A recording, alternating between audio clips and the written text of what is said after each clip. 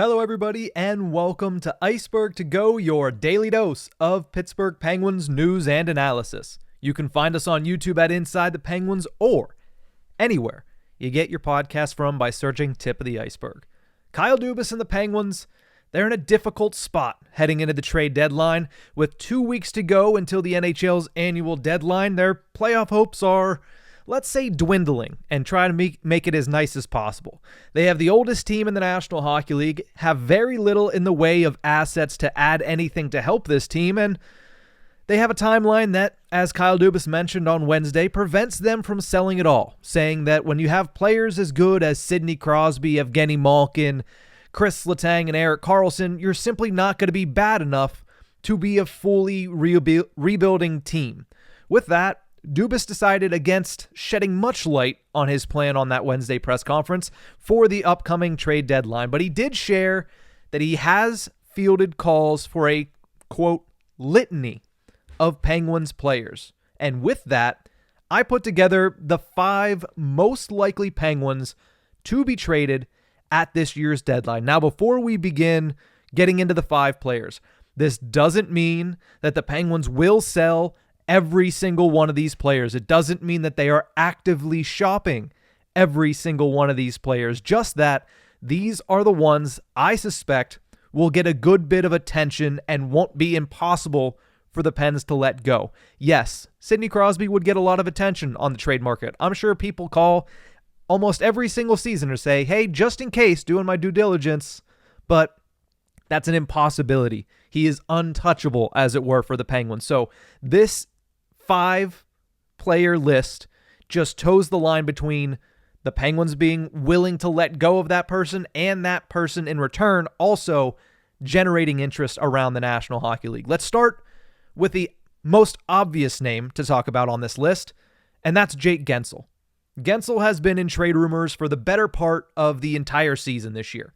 His contract set to expire after the season, and there's real concern that the Penguins won't be able to ink him to a deal. I said on Tip of the Iceberg yesterday, from what I've read, from what I've watched, from what everything I've seen based on articles and inside reports and everything like that, it really feels like a toss-up.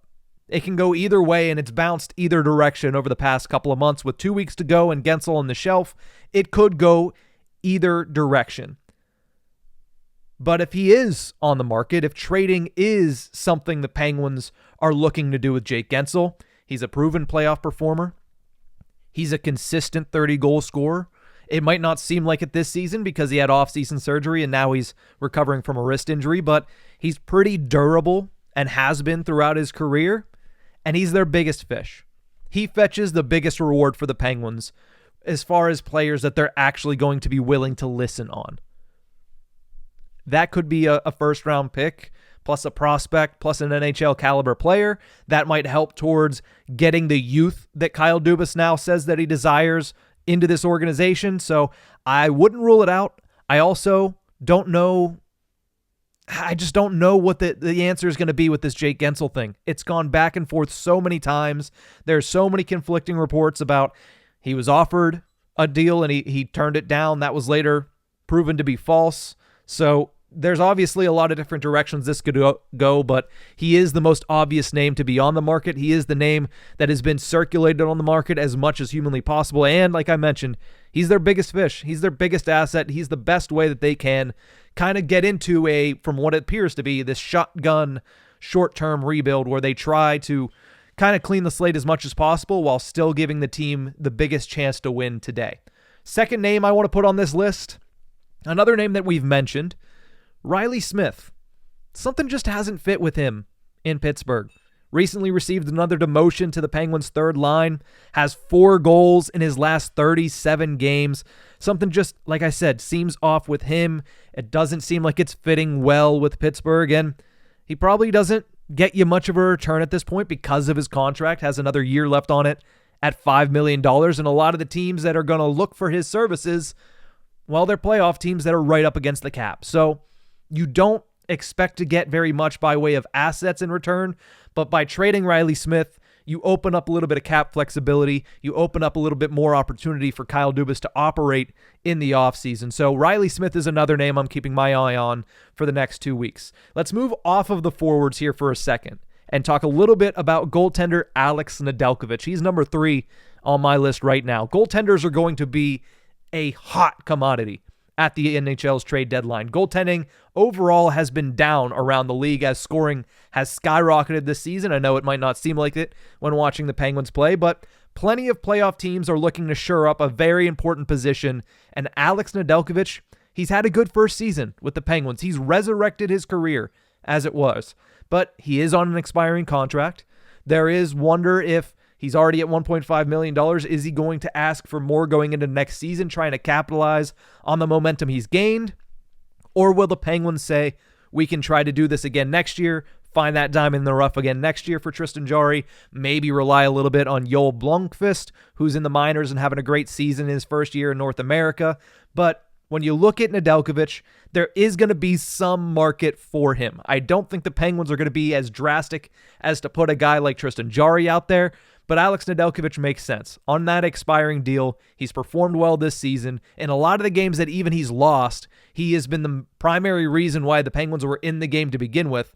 But I will say, maybe his current value is dipping a little bit because he's had a rough go of it in his last 5 appearances. And because of that, Tristan Jarry has gotten the bulk majority of the starts towards the tail end of January and the front end of February. So in the last 5 appearances, Nedeljkovic is 1-1-2 with an .893 save percentage, including the loss on Tuesday night to the New York Islanders, where he said it himself.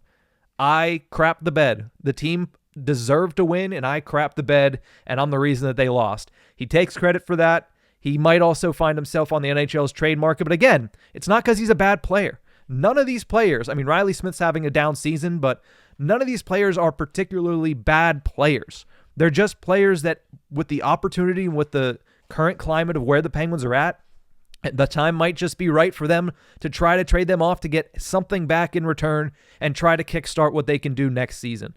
While he's still an option for the team right now for the Penguins, he might be another option for a team looking to pad that all-important position. Let's look back at last season. How many goaltenders did the Vegas Golden Knights use in the playoffs? How many goaltenders have the Penguins used in the last couple of playoffs whenever they've been in it? I mean, they went down to Louis Domingue the last time they were in it. That's probably the reason that they lost to the New York Rangers, because they didn't have that goaltending depth. Look at the Carolina Hurricanes. They always need goaltending, it seems like, especially when it comes to the playoffs. So Alex Nedeljkovic is going to be an interesting name. I'm not quite sure the Carolina Hurricanes would be a team high on that desired list, because Nedeljkovic obviously wanted that contract after his Calder Trophy season, but who knows? Maybe he wants to go rejoin the boys in Raleigh, North Carolina. We'll have to wait and see, but I wouldn't be surprised if Alex Nedeljkovic was one of those litany of players that Kyle Dubas has received interest for. 4th player on this list, and here's one that I hope doesn't happen, but makes too much sense for him to be on other teams' radars. Lars Eller. Eller has been a very good piece for the Penguins as a third-line center this season. And honestly, probably the best they've gotten out of that position since Nick Bonino was with the Pens the first time. Right? I mean, maybe you could throw in the first handful of games that Jeff Carter had when he came over, his first run with the Penguins in that post-deadline run into the playoffs. He was really good, and then he signed his extension, and we know what's happened since then.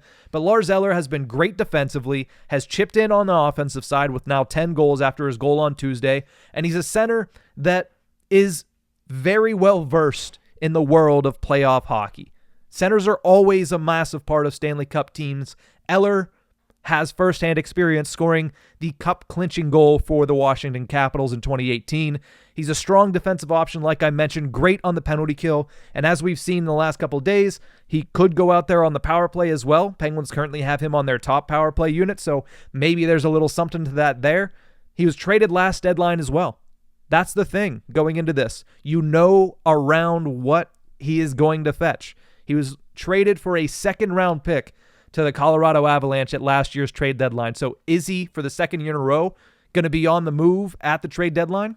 That remains to be seen, but I would not be surprised if he is a name that is getting a lot of interest and generating a lot of interest from other general managers and getting phone calls over to Kyle Dubas. The last player, speaking of centers, that I'm going to mention here on the most likely to be traded by the deadline discussion is Noel Acciari. Yes, Noel Acciari is a fourth-line center through and through, 100%. But like I said, cup-hopeful teams might take a look at Acciari because center depth is of mass importance in the postseason. Those face-offs, they're very important. Killing penalties, very important. And when it comes to playing a playoff brand of hockey, Noel Acciari's been doing that since puck drop on October 10th.